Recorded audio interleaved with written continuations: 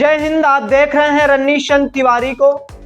Israel और फिलिस्तीन की दुश्मनी तो सालों पुरानी है और जैसा कि आप सबको पता है कि अभी हमास ने जो कुछ भी किया वह बहुत ही दर्दनाक था।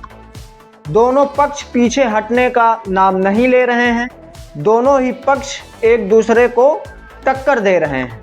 ऐसे में जानना बहुत आवश्यक हो जाता है कि आखिर यहूदी और पारसी कौन हैं, क्योंकि यहाँ दो धर्मों की लड़ाइयाँ चल रही हैं, तो बताना बहुत ही आवश्यक हो जाता है। तो आज की इस वीडियो में पारसी और यहूदी धर्म के बारे में ही जानकारी को साझा करेंगे। ऐसा कहा जाता है कि इस्लाम की उत्पत्ति के बहुत पहले से ही ईरान की दुश्मनी इजराइल से चली आ रही है। प्राचीन काल में इजराइल में जहाँ यहूदी धर्म था वहीं ईरान में पारसी धर्म था और इन दोनों धर्मों के बीच एक पैंगन धर्म था। ऐसा कहा जाता है कि पारसी और यहूदी धर्म के बीच में जहां आपसी जुड़ाव था वहीं इन दोनों धर्मों के बीच कुछ बातों को लेकर मतभेद भी था। आज पारसियों के पास अपना उनका खुद का कोई देश नहीं है और एक वक्त ऐसा भी था जब यहूदियों के पास भी उनका खुद का कोई देश नहीं था और दोनों ही धर्म के अनुयायियों को उनकी ही भूमि से खदेड़ दिया गया। काफ़ी मुश्किलों के बाद यहूदियों ने अपनी खोई हुई ज़मीन इजराइल को पुनः हासिल कर ली और पारसी अभी भी अपनी ज़मीन से बेदखल हैं। कहते हैं कि एक ऐसा भी दौर था जब दोनों ही पश्चिम और मध्य एशिया में अपनी ताकत रखते थे। इन सब के बावजूद अगर पारसी धर्म की बात करें तो पारसी धर्म की उत्पत्ति ईरान में हुई थी, जिसे पहले पारस्य देश कहा जाता था।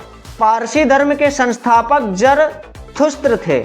इतिहास की किताबों की माने तो जरथुस्त्र 1700 से 1500 ईसा पूर्व के बीच हुए थे।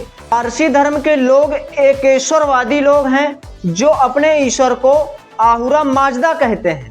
ईरान में इनका सबसे प्राचीन मंदिर है जिसे आतिशी बेहराम के नाम से जाना जाता है। अगर इनके धर्म ग्रंथ की बात करें तो पारसियों का धर्म ग्रंथ जैन अवेस्ता है जो ऋग्वैदिक संस्कृत की ही एक पुरातन शाखा अवेस्ता भाषा में लिखा गया है।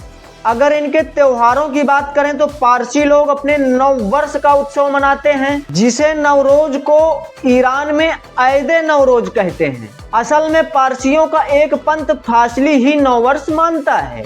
अगर पारसी धर्म के उद्देश्य की बात करें तो पारसी धर्म का उद्देश्य दूसरों के प्रति अच्छे कर्मों द्वारा ईश्वर की सेवा करना है और इसके अतिरिक्त दैवीय गुणों को प्राप्त करना और विकसित करना और ईश्वर के साथ सामंजस्य स्थापित करना और अपने भीतर ईश्वर की मार्गदर्शक आवाज को सुनना भी इस धर्म का उद्देश्य है। अगर इस धर्म के साम्राज्य की बात करें तो जरथुस्त्र के करोड़ों अनुयायी रोम से लेकर सिंधु नदी तक फैले थे। पारसियों ने 3 महाद्वीपों और 20 राष्ट्रों पर लंबे समय तक शासन किया।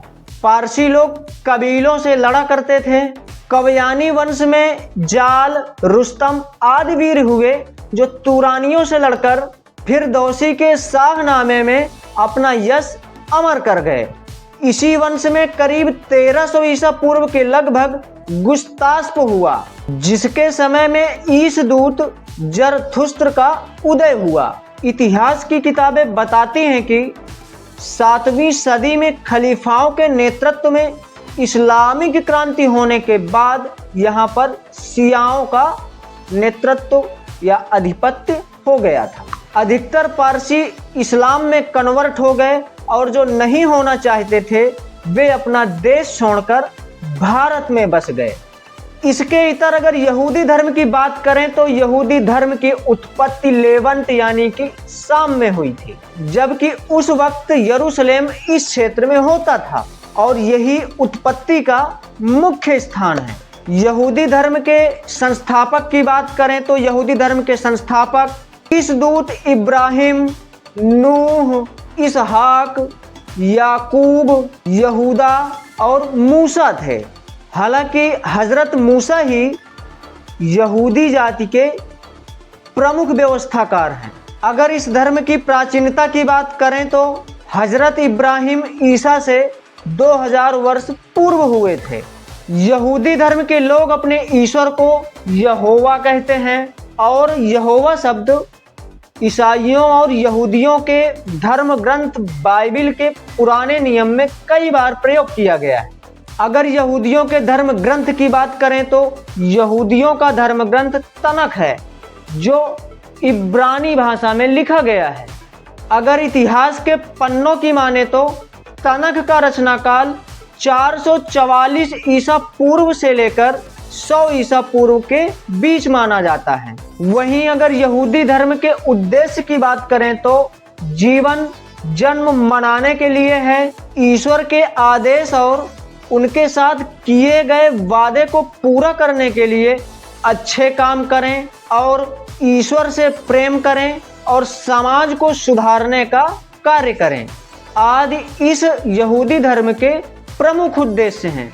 अगर यहूदी धर्म के साम्राज्य की बात करें तो यहूदा के काल से लेकर सम्राट सोलेमन तक यहूदी साम्राज्य का विस्तार होता रहा, जिसमें साउल, इसबाल, डेविड और सोलेमन जैसे प्रसिद्ध राजा हुए, जिन्होंने किंगडम ऑफ जूडा को बनाए रखा। सोलेमन के बाद इस राज्य का पतन होने लगा। संयुक्त इजराइल 2 हिस्सों में बट गया। ईसा मसीह को सूली पर लटकाने के बाद यहूदियों का सबसे बुरा दौर शुरू हुआ और वे कभी फिर एक देश के रूप में नहीं रह सके।